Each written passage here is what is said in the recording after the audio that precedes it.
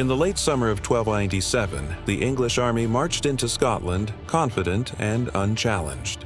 Their armor shined, their cavalry outnumbered anything the Scots could field, and they carried the pride of an empire behind them. Across the River Forth stood a much smaller Scottish force, led by a man whose name would become legend, William Wallace. But Wallace had no illusions.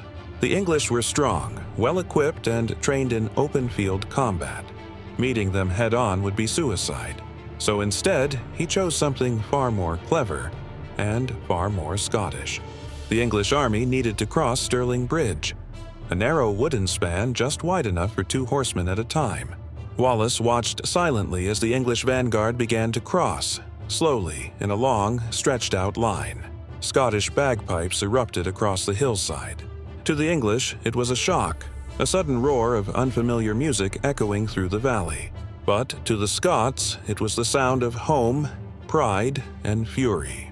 With a single shout, the Scots charged down the slope.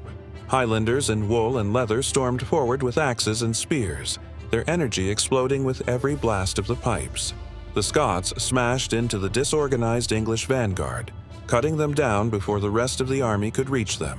When the bridge collapsed under the weight of men and horses, the English retreat turned into chaos. By the end of the battle, a smaller Scottish force had defeated one of the strongest armies in Europe.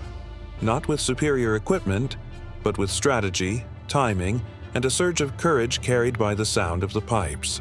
Stirling Bridge became the moment Scotland proved it would not be conquered easily, and the bagpipes became the sound of a nation rising.